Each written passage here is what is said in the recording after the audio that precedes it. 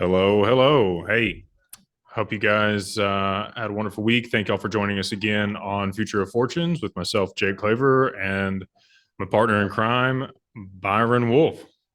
Yeah, CFOAF over here. Man, how was your week, Jake? Great, brother. Uh, just got done watching the game with you, Tennessee versus Ooh. Alabama.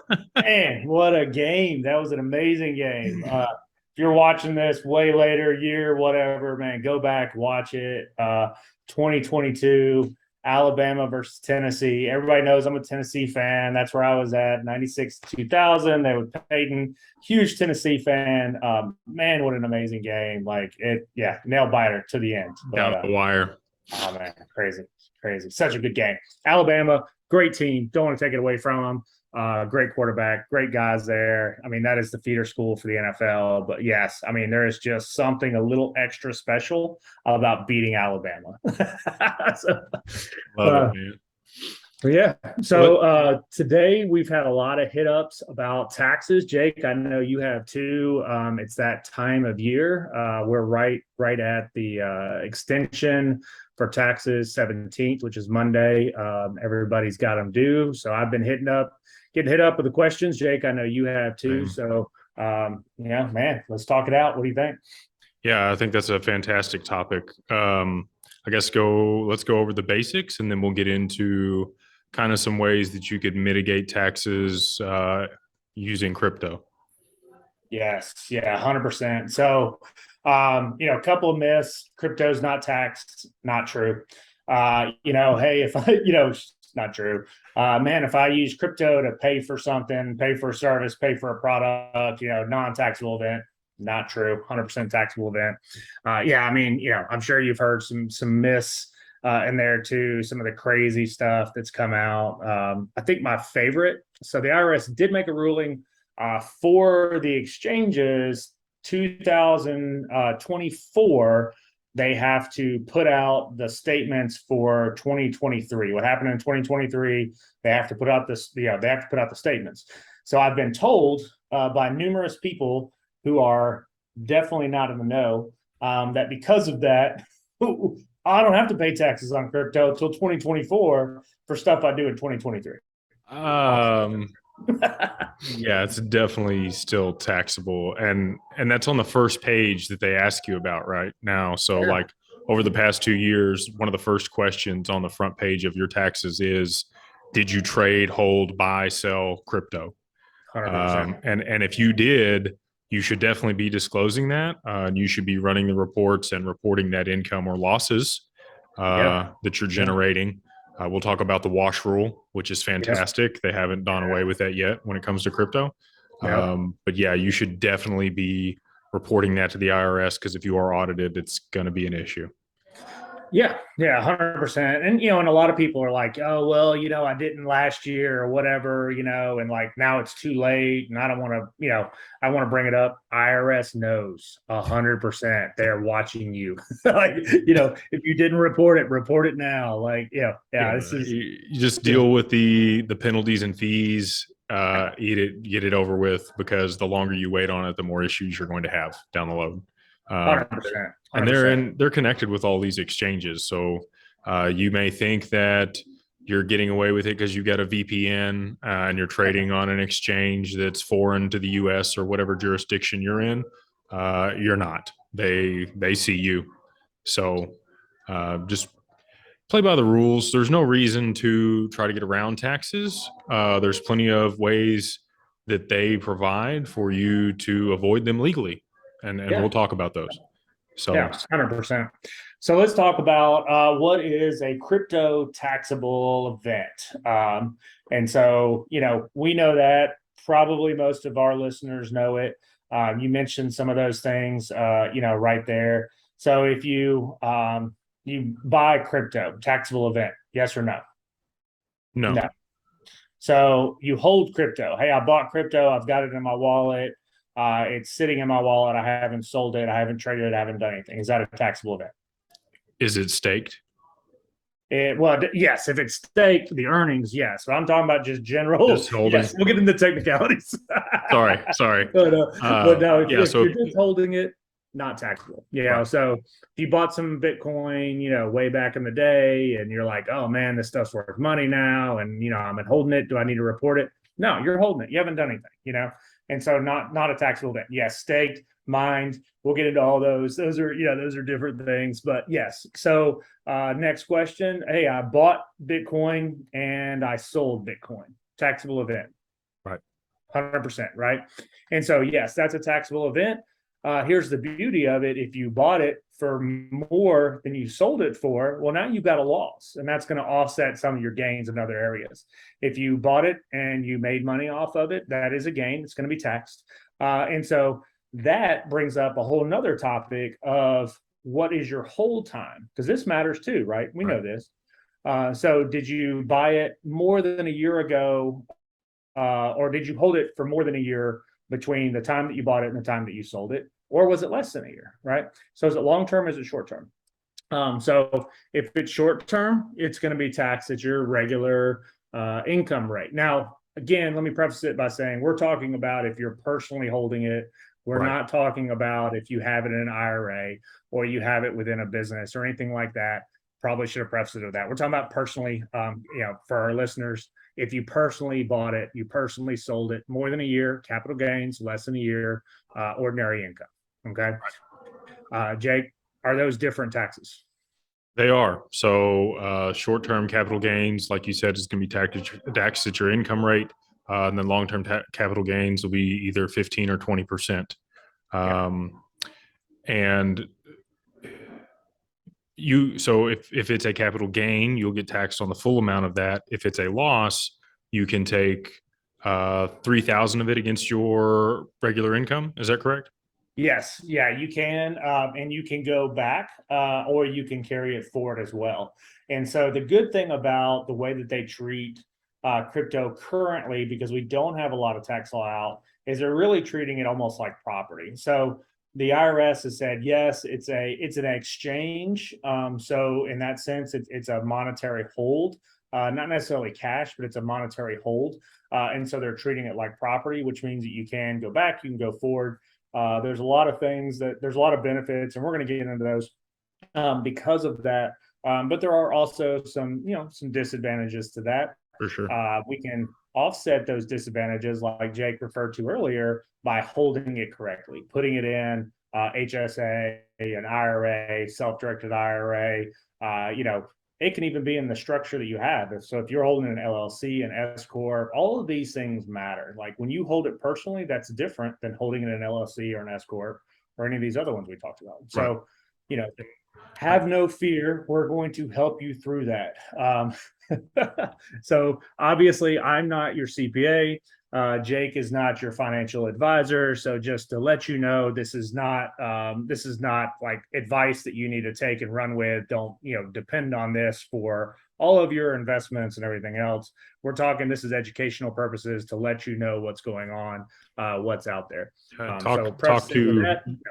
Talk to your financial advisor or your CPA about this when filing your taxes or making decisions. Definitely not financial advice, just for entertainment and educational purposes only. Yeah. Small print. The disclaimer, got to get that in there. Got to get that in there. Let's talk about the wash rule, because that's something that I exercised last year. I had some substantial gains on my crypto, and toward the end of the year, I was down in a lot of my positions from where I'd originally purchased at. And so I sold out and then bought right back. And that's not allowed in stocks, but it is currently still allowed with cryptocurrency. So talk a little bit about that. Yeah. So here, at its most basic, here's the beauty of that. If you bought it, whatever you bought it for, and that has gone down, then you can go ahead and sell it, right? And you're going to take advantage of that loss that you were incurred, and your basis starts over. So you can literally sell that stock. If you bought it for 10 and now it's 8, you can sell it for 8 and immediately buy it right back for 8. Now you have a new basis. You've got a $2,000 loss that you could write off against your taxes. So big advantages. If it's gone up, you can do that as well. Like, hey, like I want to get some gains in here because I've got some other losses. So I'm going to Mhm. take these gains so I can offset some of these losses so I can go into the new year, somewhat fresh. Here's the negative to the wash rule. You have started the time all over again. Right. So a lot of people forget that. They say, well, I bought it such and such time. I took advantage of the wash rule, but I had it for a year. Well, if you took Start it advantage of the over. wash rule, you started that clock over. Yeah. So one of the few, negatives of the wash rule, but honestly, the wash rule is a great thing. There's a reason that they don't allow it for stocks anymore.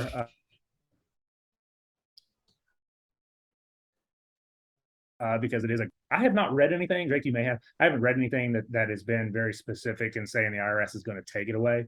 There is definitely always rumors of IRS is going to take it away. They're going to change it. They're going to do this. They're going to do that. I haven't read anything definitive saying that the wash rule is going to go away like tomorrow. So, if you can take advantage, if it works for you, again, seriously, talk to your CPA, talk to your financial advisor. Just get some insight on that. But if it benefits you, take advantage of it. 100%. No reason not to. Because it is still out there. Doesn't mean they won't change it tomorrow, next year. 2 years. So whenever you're listening to this may or may not still be a thing. Like, that's why we encourage you to talk to your professional. But as of what is it, October 2022, you are still able Yep. to take advantage of that opportunity. Yeah. Let's get into so if you what happens if I have some Bitcoin and I sell it for Ethereum? Yeah. So taxable movement, right? And so again, personally, we're not talking about in the correct structure, but if you personally own Bitcoin and you use that Bitcoin to buy Ethereum, unfortunately, we know that you're using Bitcoin to buy that Ethereum. IRS doesn't see it that way, right? They see it as you cashing out that Bitcoin for cash and then using that cash to buy the Ethereum, right? And so it is a taxable event, and you're going to pay tax or you're going to have the loss from what you bought your Bitcoin for to the point where you use that to buy the Ethereum. So the easiest way to look at that is to say, okay, I bought it for this. I'm trading it for this at this value. Let me add this little caveat into this. Your fees reduce that as well, right? So Oh, wonderful. Okay. yeah, so that's a good thing. So if your fees on trading that crypto or selling that crypto, whatever, it's your basis, your new basis is after the fees, right? So you're not eating the fees, it reduces it. That's a great thing. Because those fees can sometimes, especially in Ethereum, they can be Oh yeah, outrageous. they're Yeah, especially right crazy. now. Hopefully that's gotten better by the time people listen to this, but right now Ethereum is pretty hefty gas fees there. So that's one of the good things. But the other thing is now you have a new basis in your Ethereum for whatever you purchase it for at that time. But if you hold it correctly, that can be completely different. There are multiple uh, things you can do to hold those assets to be able to trade those assets where you're not creating that taxable event. But again, we're talking about personally at this point. Jake, let you talk a little bit about that. Like, what would you say is the best hold for crypto if you're going to get into the business of trading cryptos? So I had an IRA at one point that I had a good chunk of change in. I rolled my self-managed IRA that was in my stock portfolio over to the two options that I'm aware of are Bitcoin IRA and I Trust Capital. We're not sponsored by either one of them, but maybe we can get that in the future. We'll find out. Yeah, So those are fantastic options. If you want to transfer your funds over there, obviously there are fees involved in moving between entities, Fidelity, whoever you have your portfolio with to get it over there. But once you're inside of a self-managed IRA, then you can trade freely without any tax implications between trades. yes. And I talked about this morning on a spaces I had. We talked about that, and we talked also about an HSA, that you could hold an HSA with one of those brokers as well. Yeah, so Gemini is another one that you can do that in. They have specific holds. So your account you can trade within Gemini. Gemini also has the self-directed IRA. So self-directed IRAs, love them to death. Great great, structure to have. Amazing tool. Again, if you don't know what a self-directed IRA is, it's a retirement piece. Self-directed says you pay the tax up front. So then you put your money in and it gets to grow, tax-free, your tax-free growth, tax-free pullout. So Gemini allows for that. The problem with the trading of the crypto and holding it in a self-directed IRA is that has to involve a custodian, right? So if you know the rules of self-directed IRA, you can't personally benefit from that. There's a custodian that's involved. So a lot of people get confused on that. Self-directed. Oh, okay. Well, if it's self-directed, I can do everything. That's just not true, especially when it comes to the cryptos. So yes, you direct where it goes. So you don't have very specific things that you can, use it for or whatever. But you do need that custodian to transfer those assets in. And then of course, Gemini is your custodian as well as some of these other ones that are out there. Again, we're not sponsored by any of those three. So we're not telling you to go to those. We're just, those are the current options as they exist right now Right. in the industry. And so in the future, I don't know that this exists now, but so a lot of people take loans against their stock portfolios so that that's not taxable income, right? So again, because these assets are so volatile at the time of this recording, I don't believe that exists, but I do believe maybe within the next few years, we'll have some of these financial institutions offering credit lines against your crypto holdings, and you could potentially leverage your crypto inside of an IRA for that. What do you think? Now, yeah, I love it. And so I really want you to talk about something. You did a post. This is probably about a week ago, I believe we were talking about this. And you were talking about taking, and I believe we were talking about XRP at the time, Mm-hmm. or the post was talking about XRP at the time, taking that and then loaning that to the banks as a collateralized, asset, so you Right. get the funds out. Right? Do you remember talking about that? Yes, Can sir. you go over that real quick? That was beautiful. I loved it. I just want to give that knowledge out to everybody. Yeah, so I personally believe that XRP will probably be systemically important and potentially a tier one asset inside the banking system. We'll see if that comes to fruition or not. I've done enough research to have a bias toward that, and I do hold that asset. So again, I what do I'm as saying well. Yeah. is biased, but I believe the potential for it once PolySign comes in. They are what I believe is going to be the BNY Mellon of digital assets, the custodian piece that allows banks to hold digital assets. And you're more than welcome to do research on that particular company. So once they're integrated, they'll be the gateway that allows that. And ideally, instead of selling out of something $4, you could take collateralized loans against it.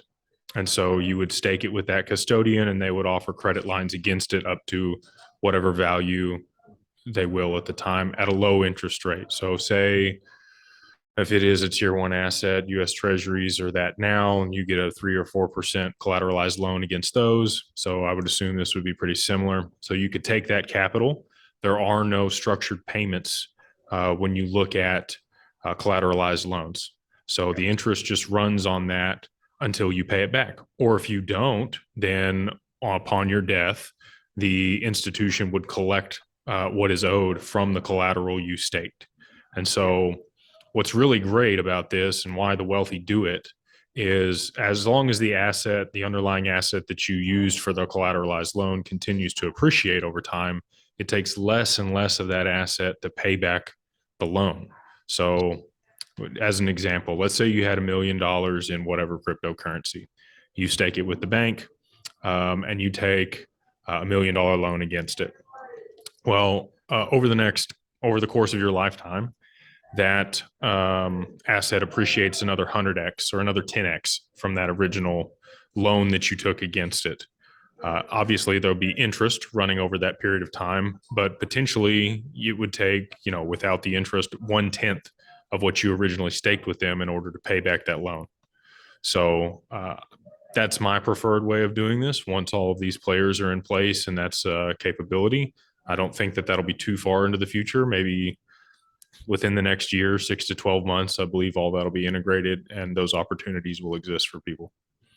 Yeah, and I love it. And so one of the things that really, I've loved about that is that loan proceeds that you get, you're not paying tax on that, right? Right. So, the IRS is very clear on that. They're not taxing you on money that is loan proceeds. So, you're going to put it with the bank. They're going to pay you an interest, which that interest can be used to pay that loan, Mhm. right? So that's beautiful. You're not actually paying that money back. And now you have actual currency that you can use to pay your bills. I mean, if you want to be as simple as that, like pay your rent, pay your utilities, blah, blah, blah. Or you can use it to invest in other items, or buy that Lambo that you've been wanting since you were 12 Right. years old, with your poster on the wall. But I don't suggest to do that. Like, yeah, I mean, obviously, like, there's people that would, and that thing's great. They Yeah. are beautiful. I'm a big fan of investments that have return on them, and a Lambo doesn't have the return quite that I'm looking for. But no, I love that, and I think that that's a great way to hold your crypto. So we do see a lot of people that are taking their crypto and they're having to liquidate that to pay bills, cover expenses, things of that nature. So to me, that's not the best way to be because you're essentially taking something and you're either booking a loss or you're booking a gain, and then you're using that to pay for something that probably involves some kind of sales tax, property tax, whatever. So you're paying the government to pull that money out, and then you're also paying the tax on that. And just to really, really simplify that. So if you were to say, same story before, you had 10 grand in Bitcoin, you sell that Bitcoin, let's say it doesn't go up, doesn't go down, and you sell it for 10, that's, you've created this taxable event. And obviously, your basis, brings you to a zero.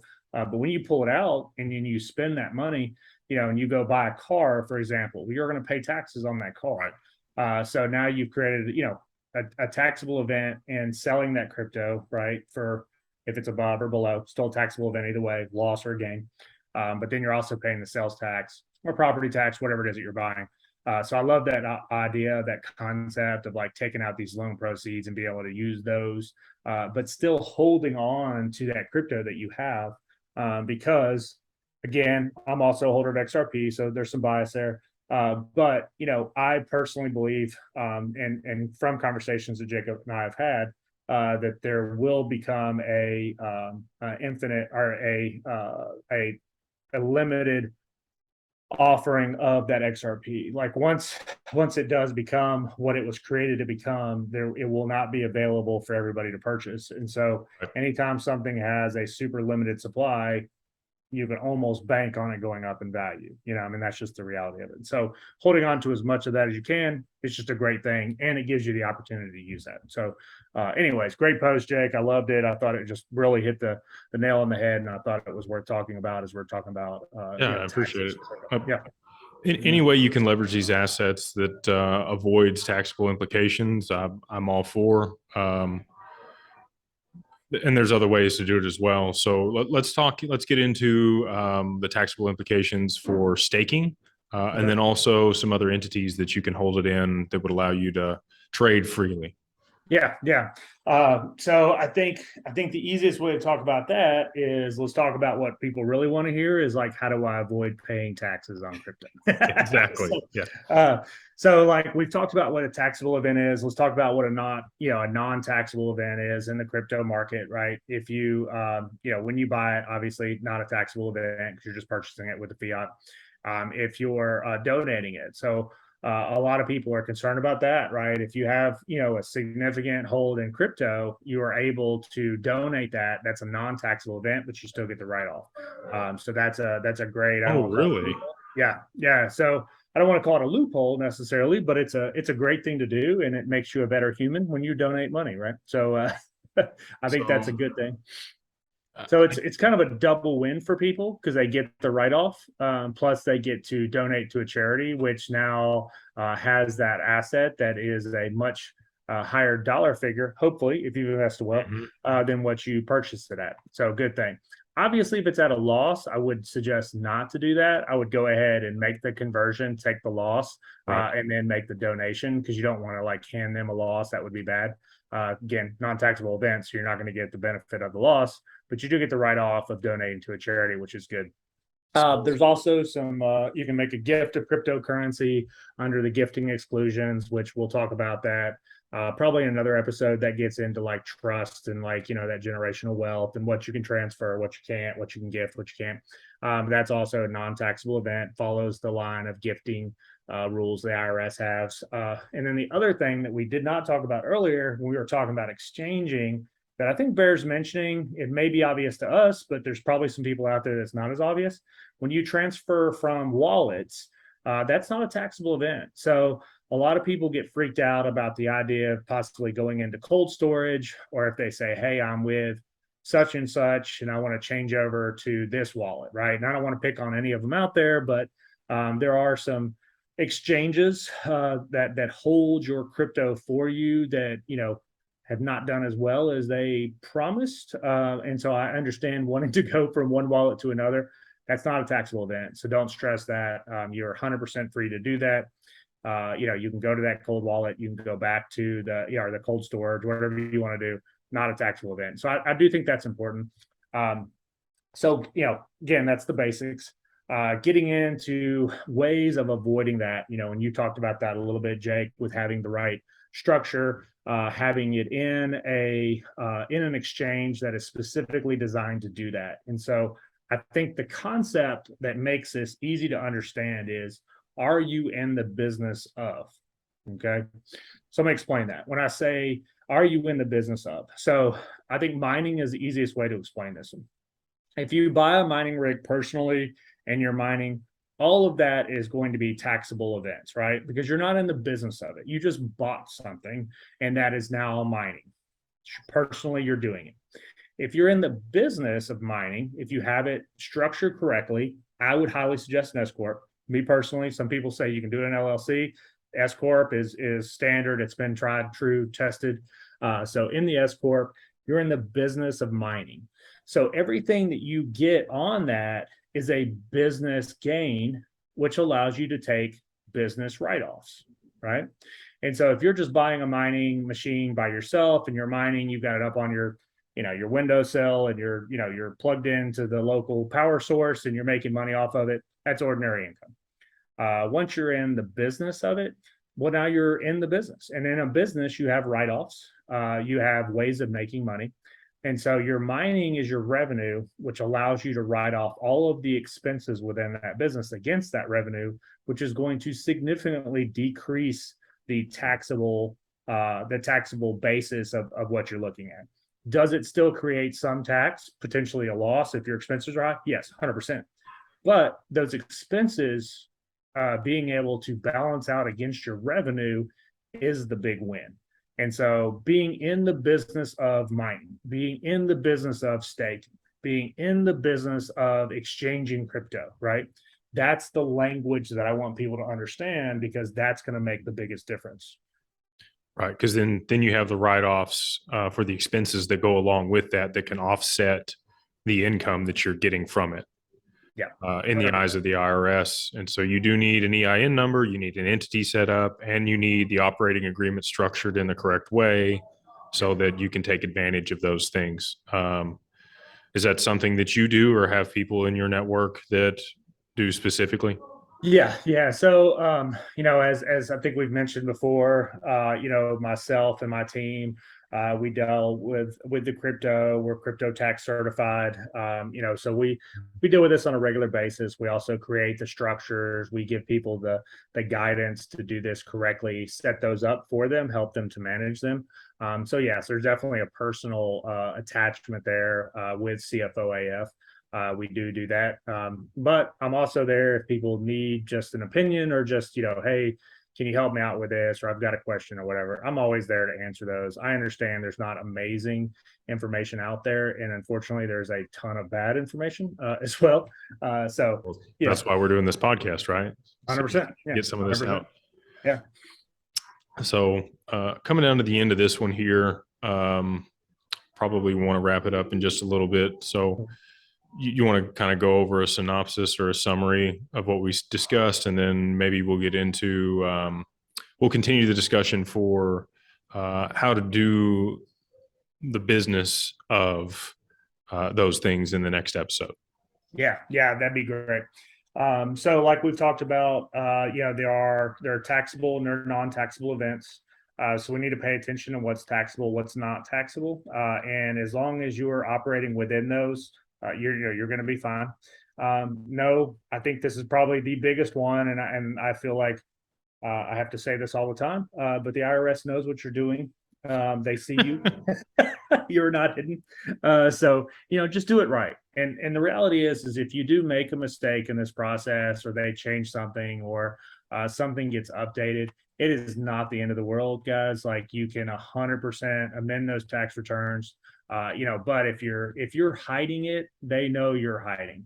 If you are ignorant of the law, that's a completely different thing, right? Like, hey, I did what I thought I was supposed to do, or I did it because so and so, hopefully somebody professional, Right. told me to do this.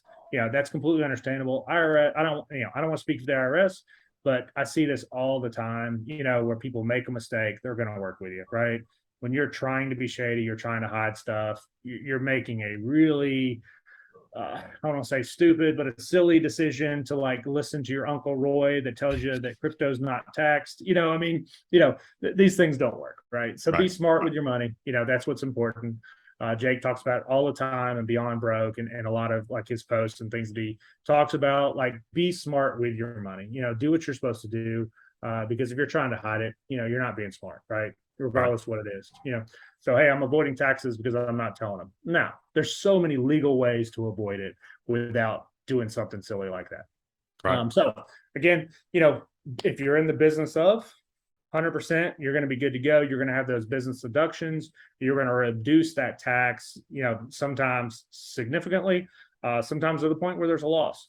Wash rule, like if you've got a crypto, before the end of the year, if it benefits you to take advantage of the wash rule and then go ahead and pay the tax, if you've got a small gain that you want to start over at the new higher basis, or if you've got a loss, which most of us do right now, the way crypto market is, Unfortunately. yeah, take advantage of it. Take the write-off, right? Because you can write that off against your ordinary income. Your ordinary income can be anywhere from 0 to 37%, so it can be really high. So those write-offs are fantastic. If you've held it more than a year, that's going to be capital gains. Capital gains can be anywhere from 0 to 20. Most people are going to be in that 10 to 15 range. But less rate more than likely than your ordinary, unless that's all you're doing is capital gains. But reach out to a CPA, reach out to somebody somewhere, give them the scenarios, let them guide you in the correct way, so that you're taking the best position you possibly can. Because that's what it's about. Surround yourself with good, solid people, know what they're talking about, and can guide you in the correct way. 100%. Well, again, appreciate you as always, Byron, and we'll see you guys on the next one. All right, thanks, Jake.